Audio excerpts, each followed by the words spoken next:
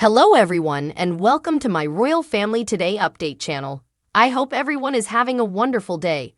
Before we begin, please hit the subscribe button and give this video a thumbs up. Inside the friendship of Princess Kate and Roger Federer, from kissing to George's tennis lesson. Kate, Princess of Wales, and Roger Federer are due to appear in a short YouTube film highlighting Wimbledon's ball boys and girls and the training required for the prestigious post. Kate is a patron of the All England Lawn Tennis and Croquet Club, whereas Roger Federer has won Wimbledon 8 times as one of the world's most skilled and beloved tennis players. As a patron and sports fan, the Princess of Wales is frequently seen in the Royal Box during London's famous tennis event, and she has spent considerable time getting to know Federer over the years. In addition to filming the project with Kate and meeting the ball boys and girls and hearing about their experiences, the tennis pro has been giving Prince George, Kate's son, a special lesson. Express.co.uk looks at the pivotal moments in Kate and Federer's friendship. Tennis ball boys and girls film. The Princess and Roger Federer have collaborated to create a short clip for YouTube that shows what it takes to be a Wimbledon ball boy or girl BBG.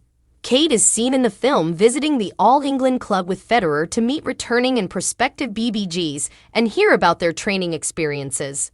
The princess then participates in a doubles rally with Federer on no-3 court before joining the BBGs on court for a training session. Federer even stated that he was a ball boy as a 9-year-old growing up in Basel, saying, "Once a ball kid, always a ball kid." Kissing. Roger Federer has played in many Wimbledon championships throughout the years, and the Royals have often been on the sidelines cheering him on, and 2013 was no exception. Kate was joined by her husband, Prince William, as Federer won his 7th men's Wimbledon title against Croatian Marin Cilic. She then surprised everyone by breaking royal tradition and kissing the tennis winner 3 times on the cheek. Some speculated that the princess was following Swiss tradition, where friends greet each other with 3 kisses, first on the right cheek, then left, then right again. Tennis lessons for Prince George. During last year's Wimbledon, it was revealed that Federer had taught Prince George how to play tennis when visiting the family in Norfolk in 2019. At that stage, it's all about just touching the ball, it's already good, the tennis legend remarked of the session. "My boys are the same way." When asked how he felt knowing the prince admired him, the tennis player replied, "I think I have a little advantage because I actually spent some time with him. I'm the first and only player he's ever met."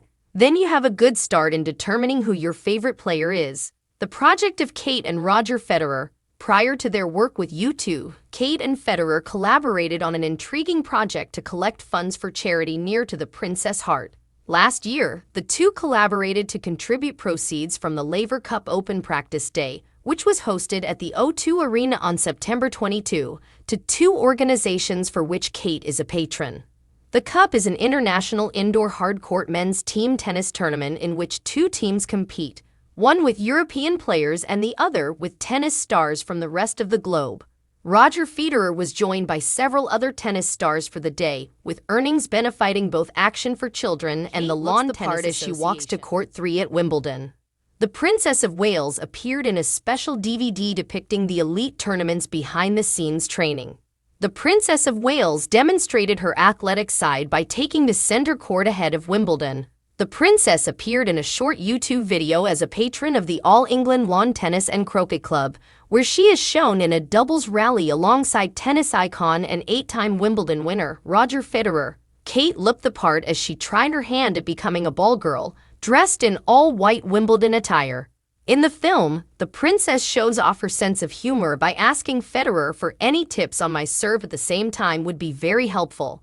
The ex-player responds, "The serve looks good." Following their competition, the couple went to the Ball Boys and Girls BBG tournament at All England Club's Community Tennis Centre in Rains Park to observe what goes into their preparation. Every year, almost 1,000 hopefuls between the ages of 13 and 15 attend training sessions before 250 take to the courts for the 2-week tournament. Their intensive training includes signaling, ball changes, proper ball rolling, and tactics for bouncing the ball to players. Wimbledon is renowned for its amazingly professional ball boys and ball girls. The amount of work it takes, it's incredible to see it behind the scenes, the Princess of Wales stated in the clip. With all of the discipline and everything you've learned, you'll be able to apply it to so many other aspects of your life, such as confidence, and that feeling of pride that comes from being on any of the courts is such a big moment. Kate appeared to be having fun at the center as she tried her hand at becoming a ball girl. The training and the dedication and the amount of time that's put into training and making sure this goes well on the day for the champions who are laying at Wimbledon, it's incredible to see. So thank you, I've really enjoyed it, the princess said to the teenagers in training. Sarah Goldson, BBG manager, commented on the film, saying, "It was a pleasure to welcome Her Royal Highness and Roger Federer to Wimbledon to see and experience what it takes to be a BBG at Wimbledon. We are extremely proud of the young people who devote so much time and effort to their role, which is critical to the success of the championship." Princess Anne gave her ex-husband a scathing look, according to experts. Princess Anne was previously married to Captain Mark Phillips, the father of Peter and Zora, before marrying Timothy Lawrence. The Princess Royal and her then-husband sat down for an interview in 1983, which was exclusively analyzed by a body language specialist for Express.co.uk. In 1983, Princess Anne and her ex-husband Captain Mark Phillips appeared on a Parkinson TV program in Australia. Michael Parkinson questioned the couple about their marital problems after they divorced in 1992. Body language expert Judy James spoke exclusively to Express.co.uk about how the Princess Royal and her then-husband handled the interview questions very differently. Anne is at her haughty best in this interview, using intimidating techniques like her head tilt, raised chin, and one arched brow to try to maintain regal control during this interview, she stated. Her commanding presence is demonstrated by Michael Parkinson, who appears to drop his Yorkshire accent in favor of something more deferentially upper class. When he asks about rumors about their marriage, some of Anne's and all of Mark's serenity breaks. As Anne looks down in a cut-off ritual, we can see her eyes dart from side to side at the mention of the word divorce, implying some mild inner panic. Mark grins uncomfortably as he glances down at his hands in an even stronger cut-off ritual. Both attempt to keep their cool, but their hands show signs of nervous leakage. Mark's clasped hands squirm, and Anne's fingers fidget in an indication of discomfort. According to the body language specialist, the Princess Royal made her ex-husband appear more nervous because of her looks in his direction.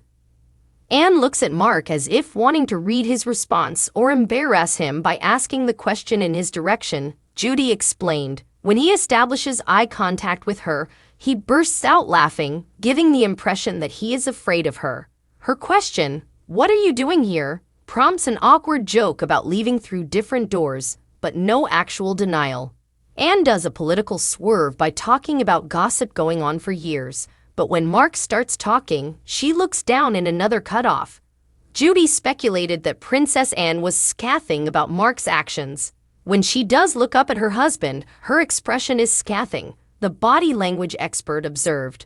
When Parkinson asks how they feel about the rumors, the pause that follows is reminiscent of Charles' toe-curling pause after saying whatever in love means during his engagement interview. Mark struggles to talk, squeaking and nervously laughing.